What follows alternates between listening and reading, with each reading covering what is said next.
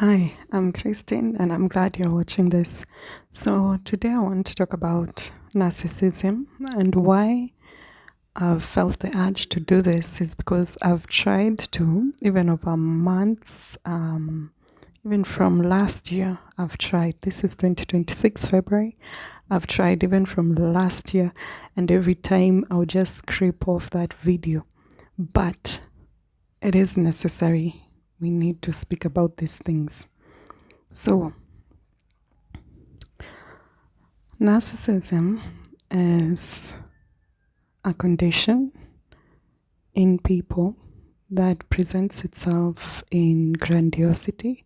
People who really think of themselves as grand, as important, as high status, high profile, and all these things. And that would be fine if that's all they did. But in their rise, or in their seeking to rise to fame, in seeking to rise in position, in seeking leadership, they bring others down. And they do this through manipulation, through emotional abuse, through manipulating paths and decisions, instilling fear, and pushing the victim towards even the point of suicide ideation, and lastly, to where even the victim can actually carry out those ideations. And that's why I thought this is so necessary, because someone has to, it's going to go in front of the right person, and you are not going to go forth with that plan to end your life, because someone has made it unbearable. And the worst thing about it is, sometimes it doesn't even show up in physical abuse. So when you're trying to tell law enforcement, I'm being abused, I'm trying to escape, and they ask you, where are the marks? Where have you been injured? Show us where you've been hit. Show us how violence has been meted out against you. But this is a different type of warfare. It's a psychological warfare. This person will elevate themselves and crush the victim to where the victim thinks, I need approval of this person before I can move forward. And therefore will keep running back to the narcissist seeking approval. But they will never get that approval. And when they give it in scraps, making the victim want to wear themselves down, run themselves to the ground, trying to seek this approval. And I have written a book, and I'm in the process of writing the second one. And in the first one, I say, if it starts in the family, actually it starts in the family. The person experiences the abuse first in the family.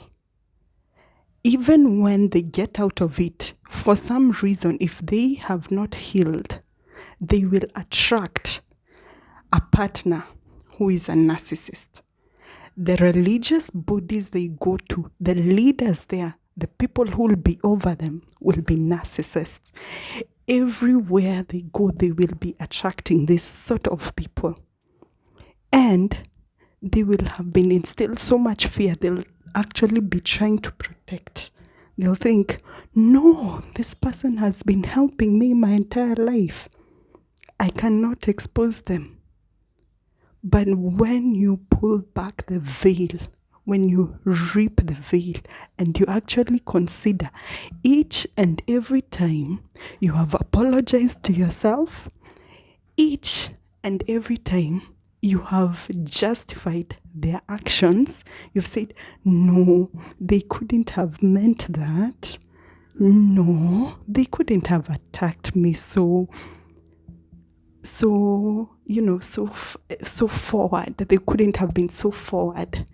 This must mean something else. You're self-apologizing. They first devalue you, degrade you, and make you seek alms from them. Like, give me approval. Approve me. tell me I'm good, then I'll know I'm good. You do not need the approval of men. 2, God made you in his image and likeness. And when he created you, he said, it was good. It is good. In the word of God, the third thing he says, before I formed you in your mother's womb, I knew you and I had a purpose for your life.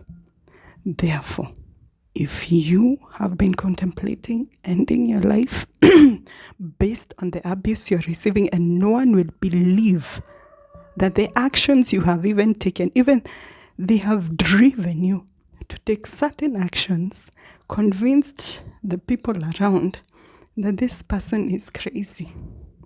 You see, the actions they are taking can only lead us to say they have a mental health issue. But this is someone who will even shift the blame. I don't know if you have witnessed that. They actually shift the blame to someone else who is obvious. You know, they're obvious bad people who just show you I'm bad and I'm going to show you. And so they shift the blame to that person. But this is someone underhanded, who is behind the scenes, who has been your biggest supporter, but you don't know behind the scenes. They're ensuring you fail. They're sabotaging you. They're whispering words about you, manipulating others against you. And so, there are those things I've told you. You are made in the image of God. You have He has a plan and purpose for your life. And do not end your life because others have decided they shall be oppressive. I will do a whole series on this topic. And the forces of evil, they are not going to triumph over the children of God. So God be with you. Hold on. Hold on. And if you need further encouragement, reach me on my email. I'll put it in the description box. And you can get a copy of that book. Actually, you can reach out to me. Guess what the effects of that was on myself? I even pulled it down from the website where I had advertised that book. Yeah, that's how much they convince you. No, hide the system. We're not hiding anything. We are coming out in the open. You are living your life, and you will not end your life because of the manipulation and lies and deceit of someone who seeks to raise themselves up on victims.